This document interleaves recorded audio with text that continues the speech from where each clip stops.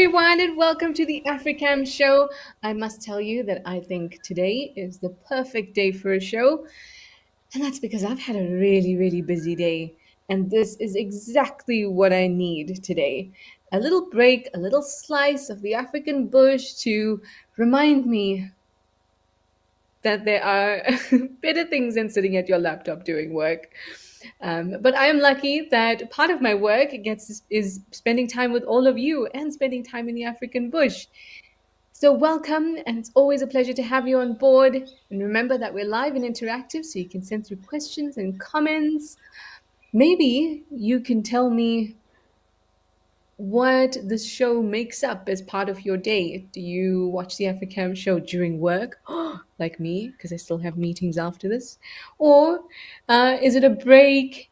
Are you just starting your day or ending your day? Tell me how you're enjoying the show in that way. Normally, we talk about what snacks and drinks we have while we're watching the show. I think that would be a nice bit of appreciation for the 45 minutes we get to spend together. Now we're here at Hyena Pan, and you can see that we've got two elephants. Oh, look how green it is. Do you remember when we just started visiting this camera? It was still so dry. But now you can see all those bits of green. It is stunning. It's amazing how the bush just pops. It's as if all the vegetation is just waiting for the slightest bit of rain during the wet season to just burst forth in all their beautiful colors. And it kind of is like that. Vegetation, oh, over to King's Camp, it looks like now. Got some terrapins. I'm sure we'll get back to Hyena Pan when things are a little less jattery. Oh, African plain tiger just flew past. Beautiful butterfly. I was saying to you that during the summer or the wet season, plants really are just waiting for that little bit of change. And it's as if all their resources are kept in this little explosive package. And when the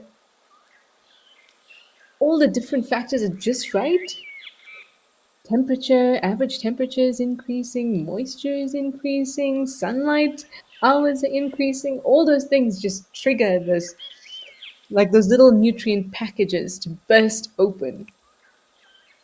And everything gets so verdant.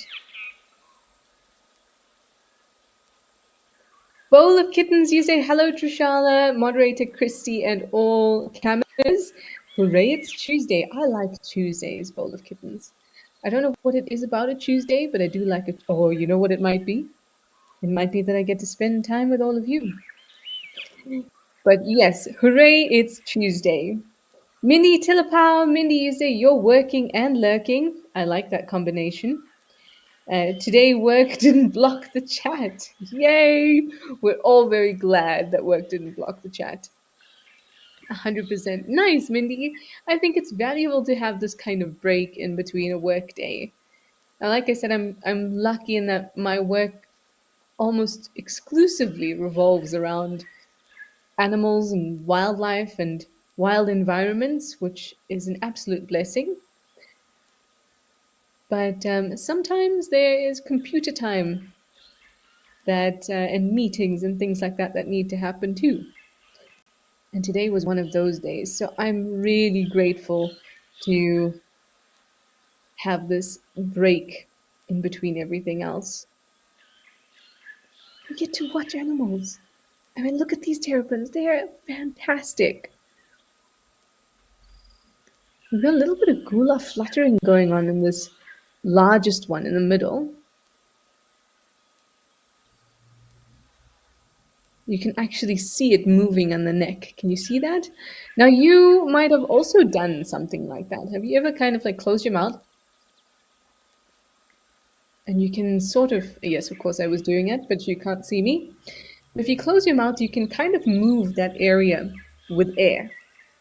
So when animals gula flutter, and the animals that do that are usually reptiles and birds, they're basically moving those same areas, except we don't have a gula.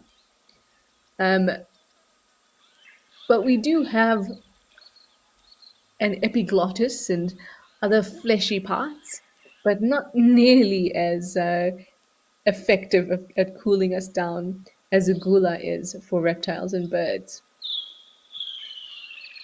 Now, all it's doing is moving air around that fleshy bit, the gula. But usually, especially when it's very hot, what we see is the mouth open and this fluttering happening. And that's because the animals wants to cool down, so it wants nice, cool air to be moving through.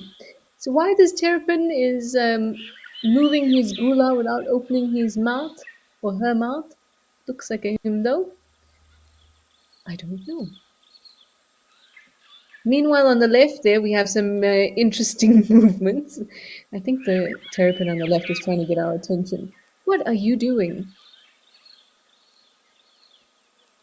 Oh no, we've moved across. That's okay. That terrapin was just pushing its legs out, pushing its fat tail out.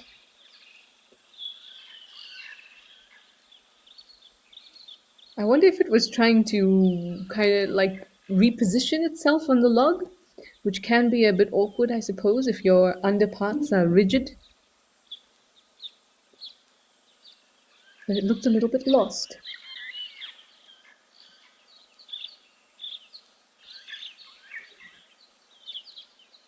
Bowl of Kittens, you're letting us know that you start work early on Tuesdays and Thursdays, so you can finish in time to watch the show. That's great.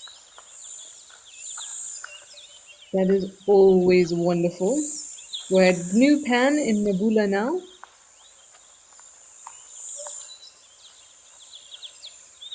Interestingly, Bowl of Kittens, I also finish work earlier on Tuesdays and Thursdays, mostly because I like to spend time with all of you.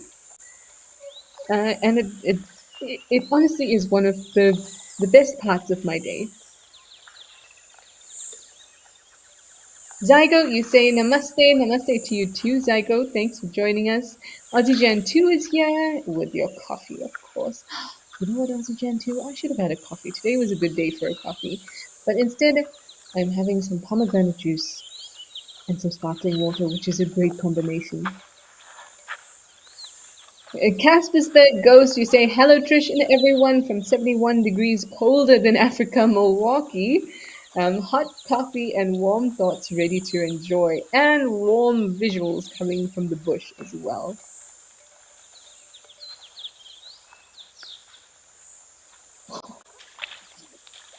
I love it when we get up close and personal with a warthog. It's one of those animals that we really can't get this kind of view of on a game drive vehicle.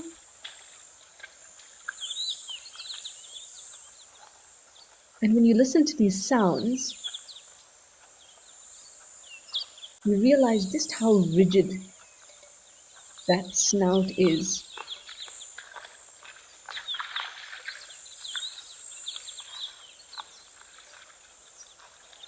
You hear that? I mean, that's mostly from the teeth, but as it pushes with the nose, you'll also hear quite loud sounds.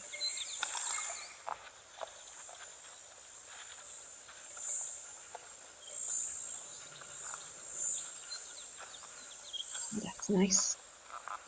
Amber Coe says, "Happy Tuesday to all. Coffee here with thanks to all that make this show possible.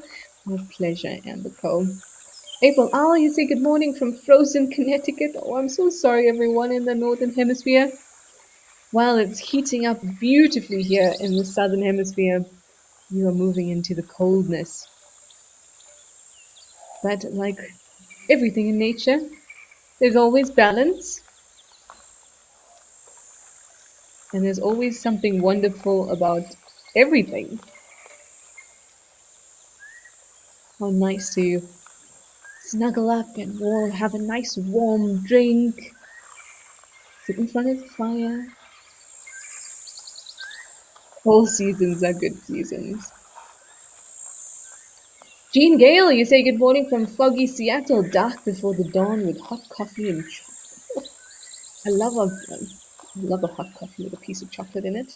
Sounds great. And drum roll, it's Bob from Kalamazoo. It says hi to Charlotte from cold Michigan. Oh, I can imagine. It must be really chilly. DNC is also very cold, 32 degrees Fahrenheit in Seattle. You're just waking up this morning at 6 a.m. Oh, it's my pleasure to be here.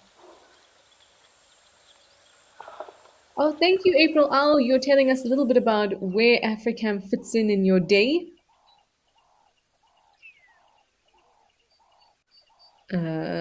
Shall we play Guess the Object?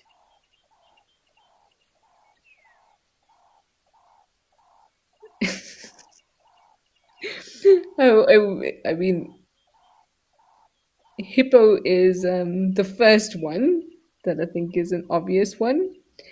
But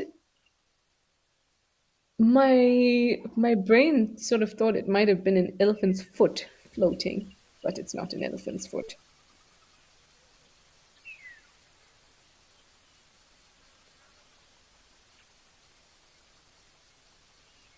I'm kind of having a tough time figuring out where or what part of the hippo we are looking at. I can see hairs.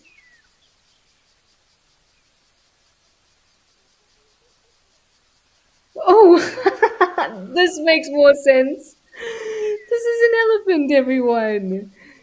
Guess the animal was definitely a good way to go. Oh, Kirsten, we should take a screenshot of this and post it and say guess the animal. I was not sure if we were really really close on a hippo's like snout area, the area between the eyes and the nostrils. But thank goodness this elephant this elephant gave us a clue. I was convinced it was a hippo. How fun is this? Imagine being this large, heavy creature and you're able to almost totally submerge yourself. Now I'm not sure actually.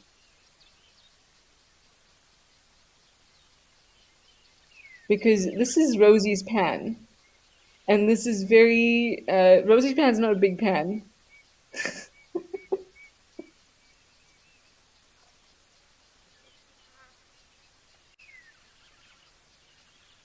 If you start looking too hard at it, you will really confuse your mind.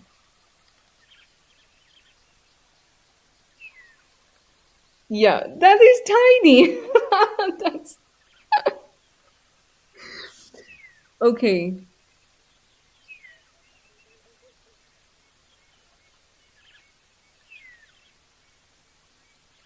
So forget my speech about an elephant, unless it's a micro elephant.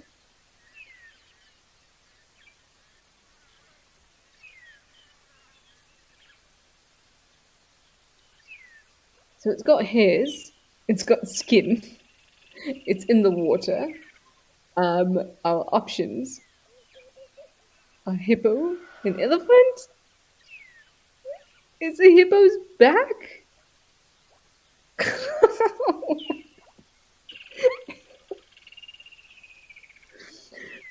Exactly, Mindy. That is an excellent point. When we were all zoomed in, I thought it was like the spine of um, of an elephant.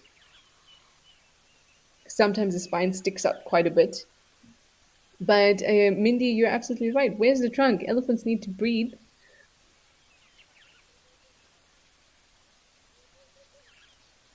So maybe we were right initially.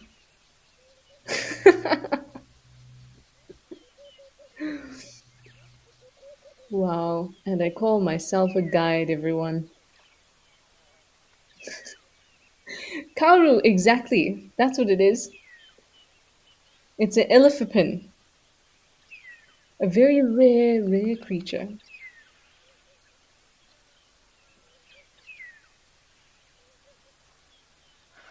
Just show yourself. Thank you.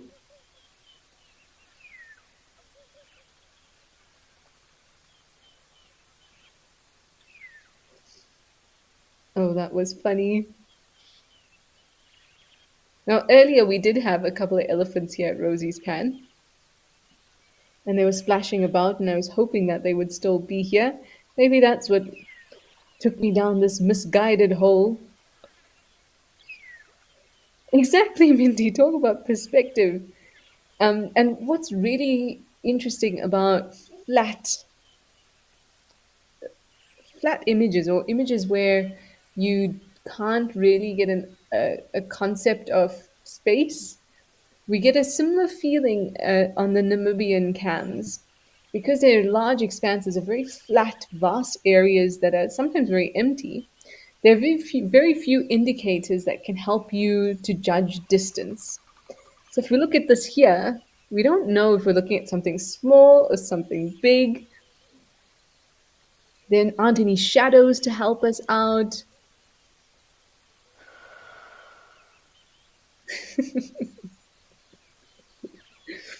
And those two nostrils popping up, the hippo's two nostrils, kind of look like, a cartoon frog. Exactly. Talk about perspective. So just before we had this mystery object in Rosie's pan, April Owl was saying that the Africam show is part of your morning, and you're just about to run your errands. So it's a beautiful start to your day. I think that's an excellent, excellent way to start your day.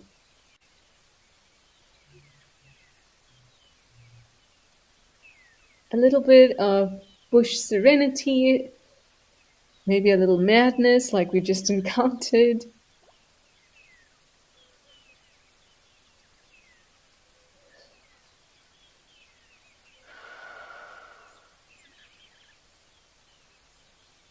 Wow, it must be really warm at Rosie's. We do see hippos submerge, fully, but this one has been kind of like on the bottom of Rosie's pan and just popping out the nostrils, which is exactly it's demonstrating the purpose of having those nostrils in that position, right at the top of the head.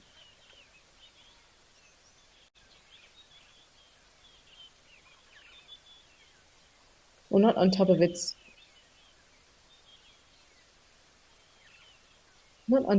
like forehead, but you know what I mean, right at the all its nostrils, its eyes, and its ears are all on the same plane at the very top of the head, on the dorsal side. So that means that without having to expose much of its body, it can just take a breath very easily. And now we have this gorgeous close up of its back. Tell me that doesn't look elephanty, everyone. This hippo's skin is not very smooth, but you can see quite a few hairs, and we're not used to seeing that on hippos. So I wonder if this may be a younger hippo where we're still seeing those hairs, or maybe it's just the view that we don't ordinarily get. Normally we see this sleek, sleek back, almost looks slimy. It's so shiny. But now you can see all these little bumps and hairs and scars.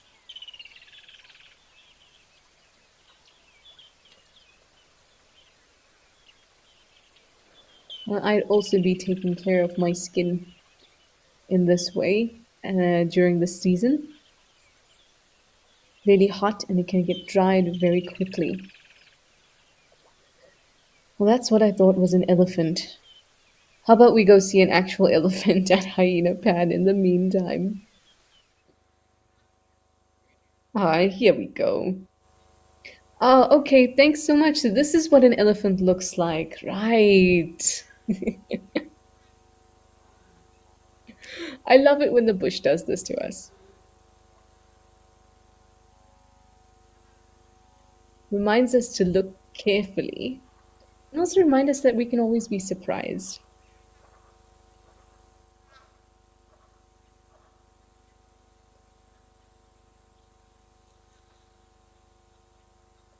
Oh, I'm gonna butcher this name.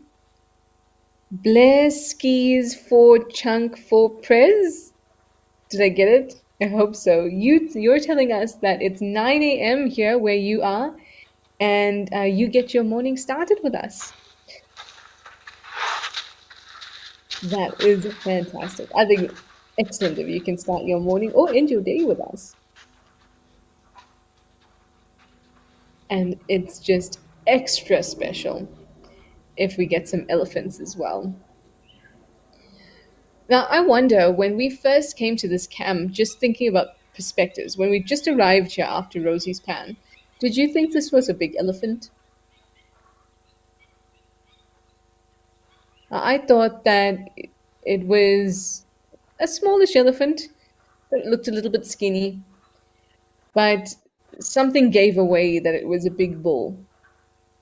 And that was the thickness of the tusks, that hourglass shape, the wideness of the eyes, and the wideness of the distance between the tusks. So I knew it was going to be a big elephant, even though at first, just by looking at it, it looked quite small. And then, as that female and her little calf came in, you could see that there was a significant size difference. Even still, this is not a very old bull. His head's just gotten quite big, but his body still needs to catch up a little bit.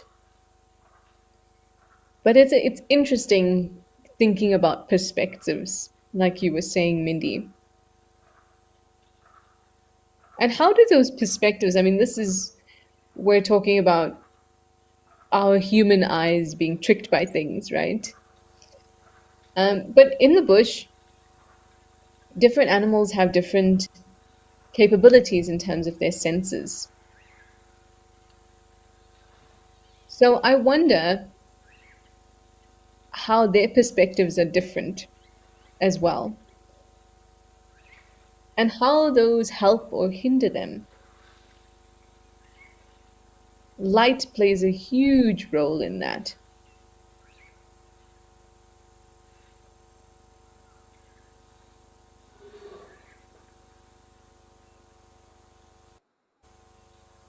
There are many, so most mammals have two color cones, while we have three, so we're able to see more variety of color. Like elephants don't have a red color cone, and we do. So all that means is that there's going to be a difference in the range of color that we see, and some colors will not be available to them at all because they don't have the receptors in order to see them. Now, if we think of impalas and other antelope that have the same structures, or we just think about elephants, and you're one of these animals and you're looking at a leopard. So leopards have this beautiful golden coat, and it's kind of got a little bit of a orangey undertone, right? And then we've got these dark rosettes along its body. So we can, I mean, even when we look at a leopard, it's difficult to spot it once you haven't locked your gaze upon it. So it's even difficult for us, but we can still differentiate and see those subtle yellows and those subtle reds. But in the bush, in these woodland savannas, you get lots of round or rounded leaved plants. And that means that shadows that come in onto the ground are sometimes dappled. So if you are a leopard, you have the advantage that, well, I mean, you don't know it's an advantage because you also only have two color cones. But those roundish shadows coming down onto the ground may look just, or the leopard might look just like those rounded dappled shadows falling onto the ground.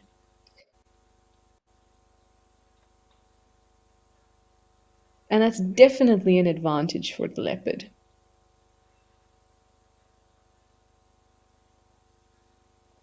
And that's why I've seen it many times where a leopard can be absolutely still,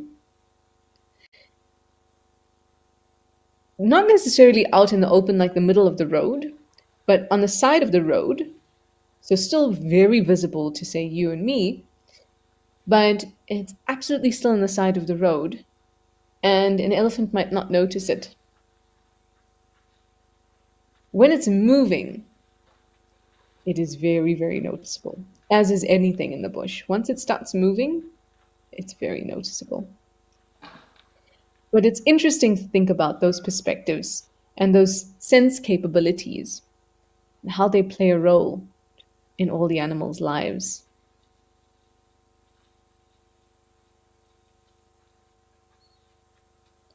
Oh, mister, your legs look a little skinny.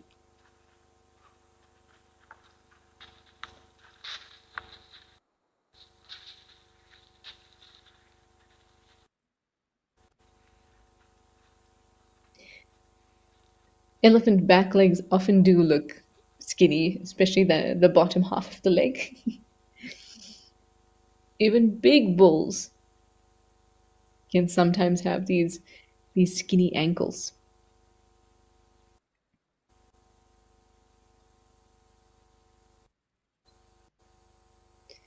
And now is there going to be a face-off between the two of you? Oh, there's so many elephants. Even look at the back there. I wonder if those elephants will come through to this well and decide to drink here. Because elephants do that often when there's a well. They'll always prefer to come to the well to drink. Well, not always. It's very difficult for us to ever say everything or nothing, but often, like 90% of the time, if there's a well, they'll drink at the well, even if there is a pan dam close by. But then they'll go to the pan dam, like we're seeing there, to cool themselves down, splash themselves, play. But when it comes to drinking, it's a very serious business. Got to get the best of the best.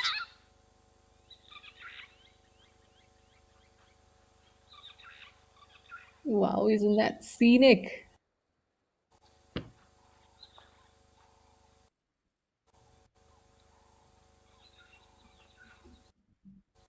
This is a beautiful, beautiful green color. I wonder what plants these are.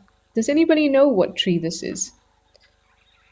Um, Gosh, it's so difficult for me to figure it out. Yeah, I was going to say it looks very much like Mopani, but I must say my experience with Mopani is very limited well, actually not. I've seen quite a lot of it in the Timbavati. But interestingly, in the Sabi sand, at least in northern Sabi sand, you don't see a lot of Mopani at all. And they grow in these groves. And I wonder, was it you, Mindy, or someone else that was talking or mentioned something about not there only being trees here and very little bushes?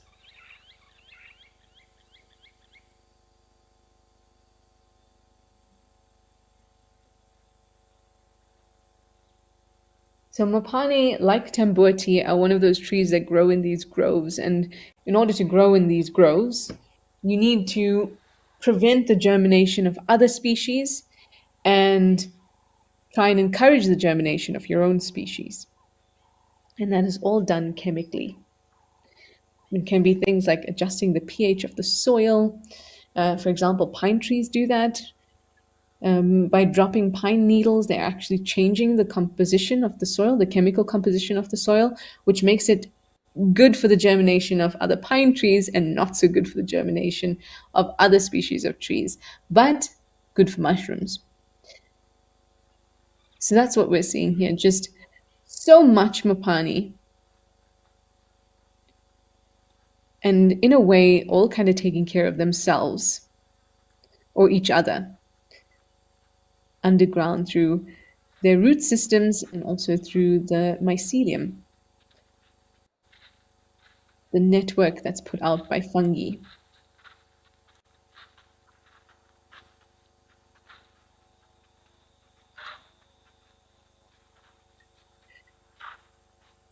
Blairskis for chunk for press. You said I did great. Thank you. But you can also call, I can also call you Blair. Okay, Blair it is.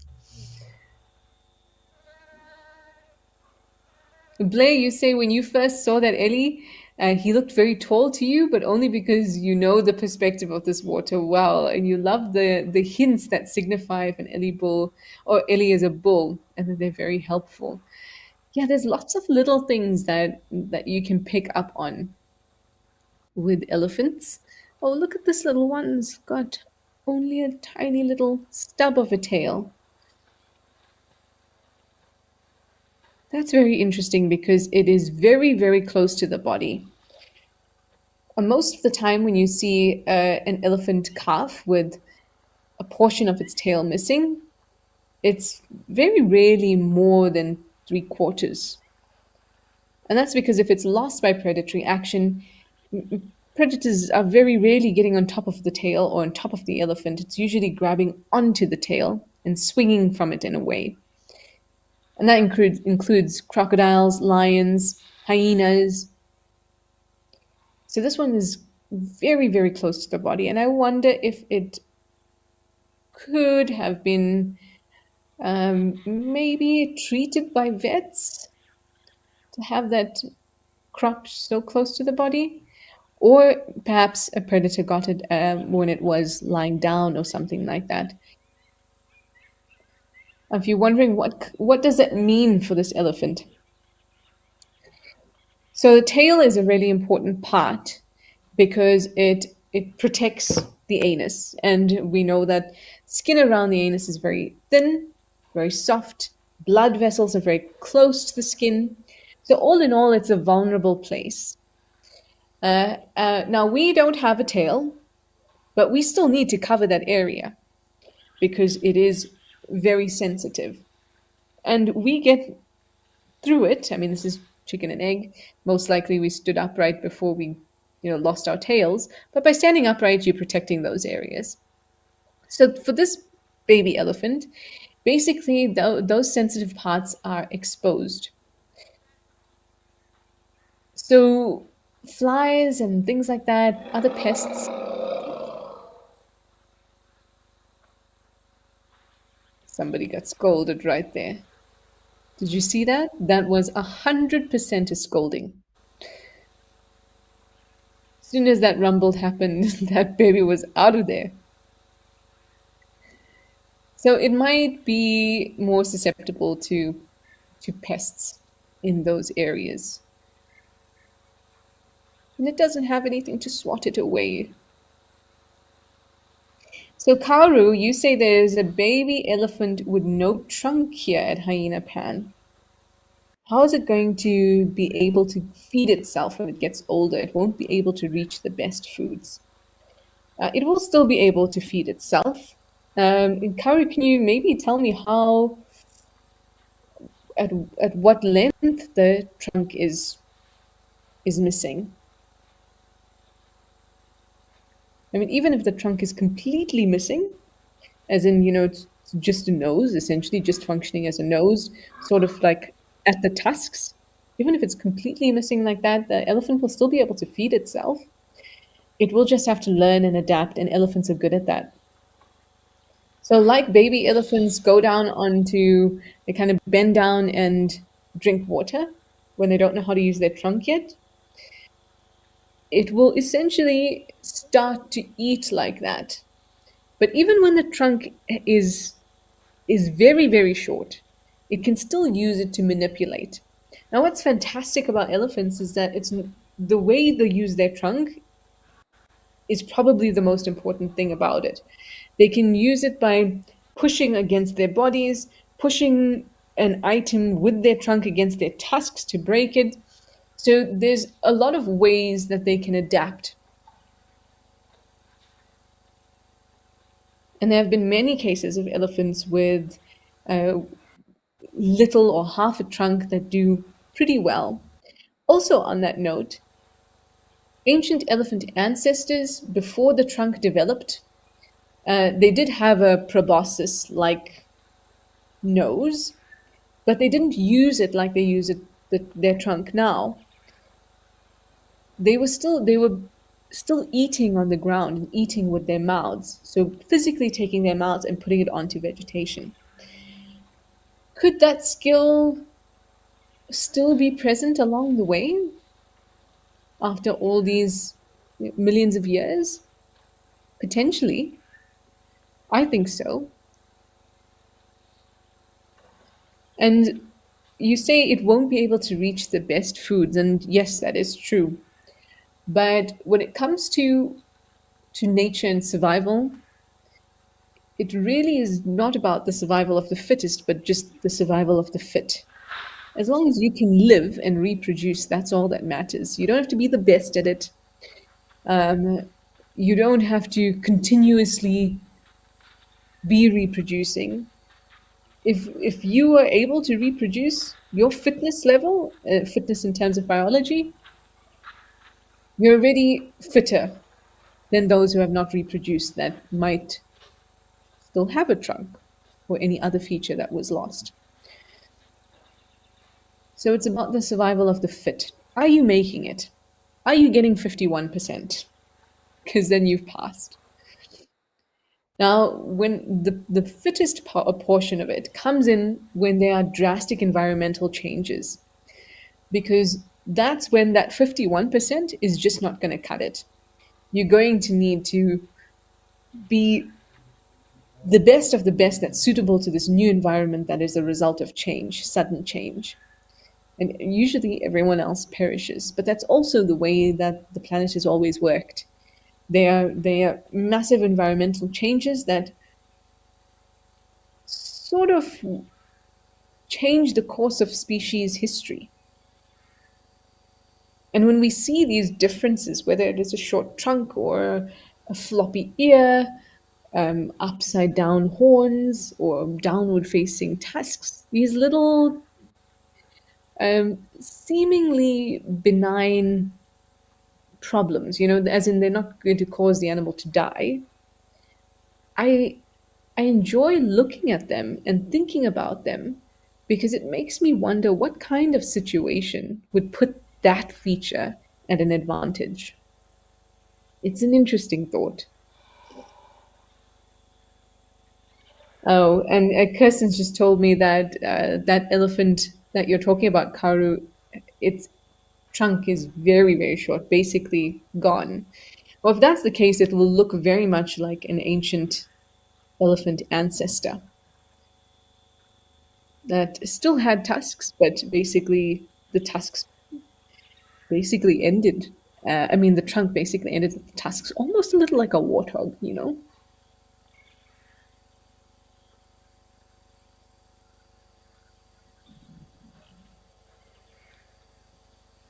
Mindy, you are asking if ancient Ellie's looked more like tapirs before their trunks elongated. Um, Kind of the trunk-ish area, yes, but there were some really weird ancient elephants. There was one that had a jaw, so it had this short trunk, kind of. I imagine how this baby Ellie that you're talking about has, and then it had a massive jaw that extended very far. They were very interesting looking ancient elephants. But imagine those changes and features, but still on this elephant body we know. Wow, now this talking about ancient, that's a really ancient elephant bull right there. Look at his tusks. I've never seen breakages like this. This one closest to us, it's almost as if his tusks were very brittle. Normally when you see breaks, it rounds around the edges and things like that, and you don't see it so chalky, if I could say. Wow, you must be quite an old boy. You've been around the block. DNC, you say you're glad to hear about this baby Ellie with hardly any trunk. It's almost completely gone, but it looks healthy at this point. So we can safely assume that for the next, I mean, I'm not sure how old this elephant is, but It's only going to be weaned around 3 to 5 months. When they are feeding on their mum, they're not using their trunks. So it's got, sorry, I said 3 to 5 months, 3 to 5 years. So it's got a good amount of time where it has the safety of mum, where it can be right at mum's heel. It can explore, investigate, learn how to adapt. And it's got years to do that within the safety of the herd and its mother. I don't know, but I am sure that the mother of that calf is going to know and understand that its calf has difficulties and might even let it nurse for longer. That's just me speculating. And I think she might even encourage that calf to use different styles and techniques to feed.